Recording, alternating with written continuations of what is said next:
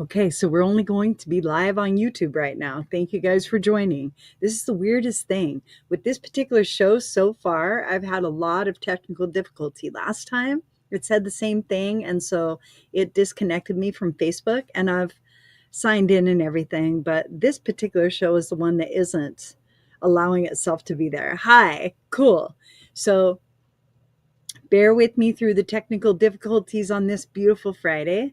We're going to see, like, it feels like Venus is really trying to capture our attention. So I just kind of want to see what she's positioning, you know, maybe look and see, like, what would be of benefit for us, right? I am doing well. I hope you're doing well. Today is Friday. I call it the Friday Unwind, right? It could be like anything. It's just where you allow yourself a reset point, and that's pretty impactful.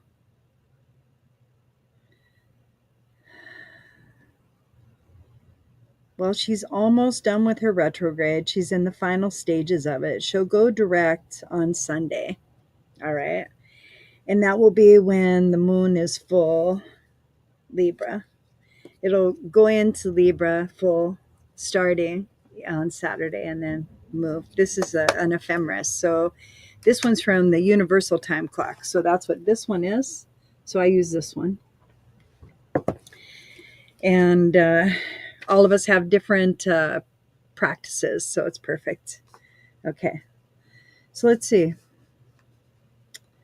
Well, she's going to go 24 degrees. So we're doing a deep amount of healing. That's obvious. And then these last few days always feel like we're being in a tumbler.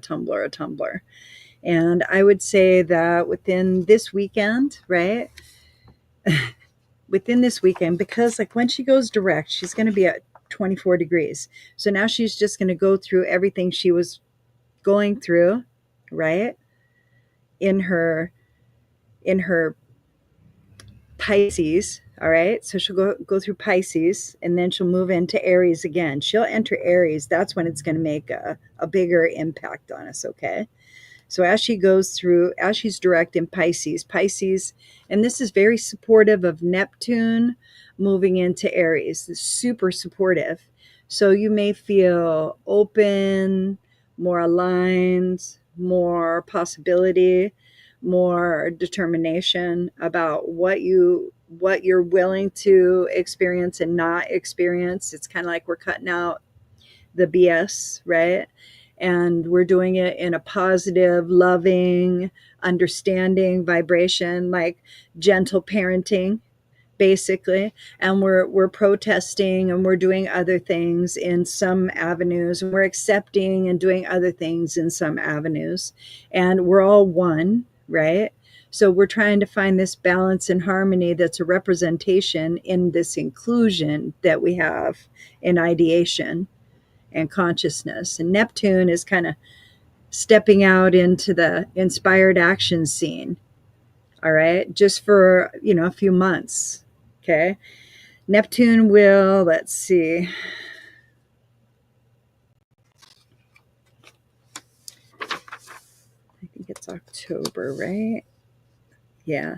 October 23rd, we'll begin to go we'll retrograde. It will be in retrograde already, but we'll retrograde back into Pisces. And when that happens, there's going to be like this clouding, all right, of your dreams. And the idea is to understand that it's timed perfectly for the hibernal season if you've gathered the right information. So be selective as to what it is that you're bringing about in your life, what you want to focus on.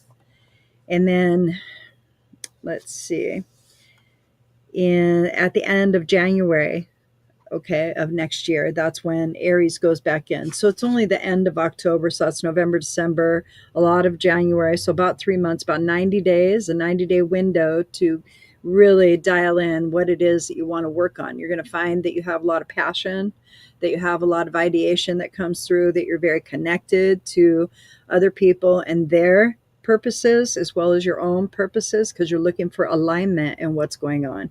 When you look for alignment, that takes away separation. When you look for similarity, instead of differences. And I encourage people to look for similarity. It isn't that we're all the same, we are quite unique. We really are. We can suffer from terminal uniqueness, okay? And the idea is to recognize that in that duality, that we're that experiential aspect of all that is, right? I think that today we are relaxing into this understanding that we're enough for whatever takes place. So whatever your side is, right? It isn't a side. What we're experiencing is a vibe, a shift in our vibe. We're moving from doing things willy-nilly into a very inspirational toward desired outcome energy. And in that frequency and vibration, we're noticing if the frequency of resistance or a different frequency is there, that it's distorted. And we're choosing alignment more often. And that's usually according to how we feel. There is a big clearing right now in the thread. So you're welcome.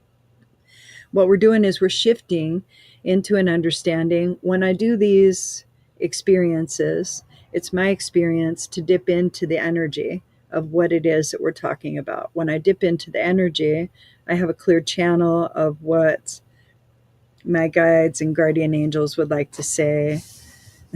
When I ask them to give me names, because I get names when I'm by myself. When I'm doing it like this, it's like, we are one, we are many.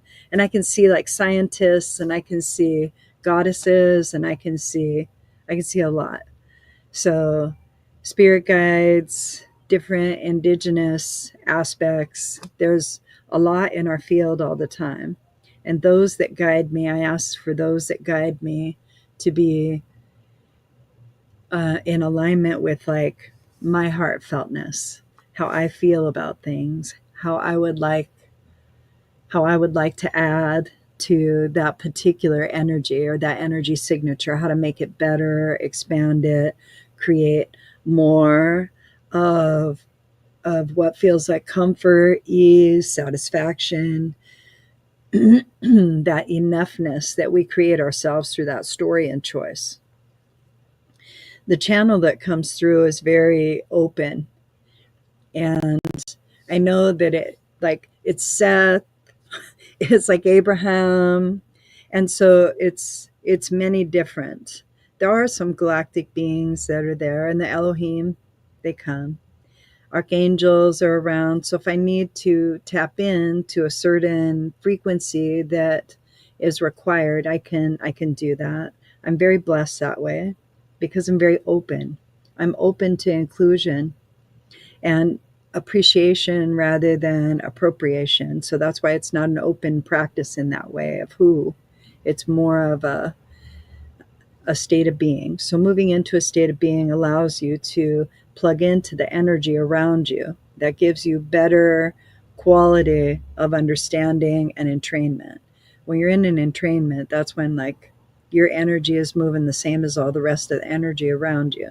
It's like listening to a song and the song's a good vibe and you're really happy. Now you're in sync with the frequency of the song. Okay.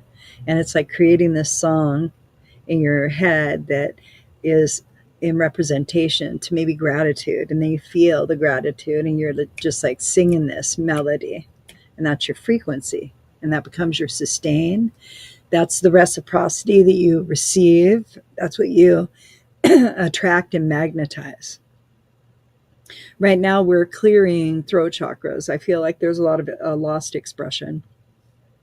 So in that lost expression, it isn't that you've missed opportunity. It's the timing wasn't correct for you in the moment. And giving yourself that grace and understanding, allowing yourself to know that you're enough. And when the time is right, the words will be right and they'll match the vibration. They would really like to deliver them. The idea is that you still have inner work to do so that it doesn't feel so impactful to you or important to you about how others will respond. How others will respond is not your choice. You can't choose how they're going to respond for them. They'll still make their own choice. You can choose how you would like an outcome to be, yet You're the only one that you can really, so how are you going to show up? And that's what it comes down to. There's ease and grace coming in, all right, and allowance. And what we're going to do is we're just going to relax and let go of the week. Okay, and by doing that, we're going to come in, since it's a beautiful day, and we're going to sit into our bodies.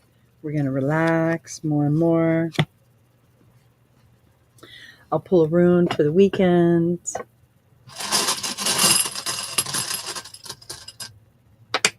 Oh, this is good. I don't know if you guys are on the self-care happy hour train, but you should be on the self-care happy hour train. It's a good one. All right, so here is the sigil. The rune is stand still, or Isa. Isa is, this is how we may be feeling right now.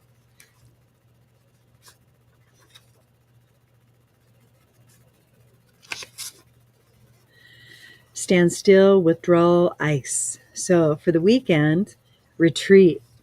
Look at that. We were talking about self-care, right? I love it. The winter of the spiritual life is upon you. You may find yourself entangled in a situation to whose implications you are, in effect, blind. You may feel powerless to do anything except submit, surrender, and even sacrifice some long-cherished desire.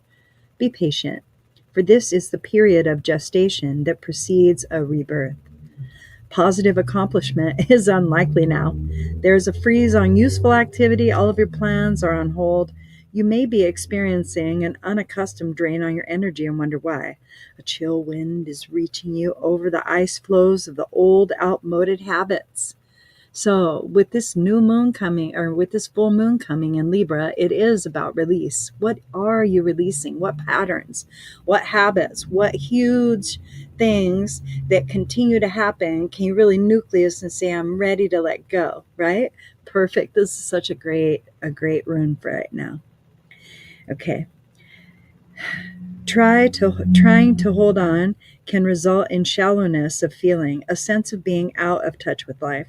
Seek to discover what it is you're holding on to that perpetuates this condition and let go. Shed, release, cleanse away the old. Doing so will bring on the thaw. And the moon will be in Libra. All right. And Libra is our south node right now, where we're in our north node of Aries. So the opposition right now, to let go of our opposition. Delish. Absolutely delish. Oh, I just love that. Shed, release, cleanse away the old. Doing so will bring on the thaw. Usually, Isa requires a sacrifice of the personal, the I. At such a time, you cannot hope to rely on help or friendly support, and yet there's no reason for anxiety. Submit and be still, because you're like being with yourself. For what you are experiencing is not necessarily the result of your actions or habits, but rather arises from conditions about which you can do nothing. What has been full must empty, what has increased must decrease. This is the way of heaven and earth. To surrender is to display courage and wisdom, and yet there is another face to stand still. Just as winter is a time for going within, drawing Isa can announce a time of restoration and renewal at the deepest level. I love that part about this rune. I love this rune because every time it gets pulled, it lets me know that it's grounding time. It's grounding time. It's time for you to pull your energy into your physical experience with purpose and knowledge and intention, so that you can be one with what it is that you are wanting to experience next, right? Okay. Submit and be still, for what you're experiencing is not necessarily the result of your actions and habits, but rather arises from conditions about what you can do nothing. Okay, and yet there is another face to stand still. Just as winter time is time for going within, drawing Isa can announce a time of restoration and renewal at the deepest level. In your solitude, exercise caution and do not stubbornly persist in attempting to work your will. Remain mindful that the seed of the new is present in the shell of the old, the seed of unrealized potential, the seed of the good. Trust your own process and watch for signs of spring. Looks like 2 weeks out. Well, I wish you all many blessings. Thank you so much for joining today. I will return next Friday. I'm going to play with the time a little bit to see like what works best. And I do like doing readings, so I see that there's nobody online right now. And if you do want me to pull a card to see like what your weekend's going to look like, I'm super open to that. So next time we'll just go with a comment, and I'll change the description so that everybody knows. And I just appreciate you. Thank you so much. Have a great evening and weekend.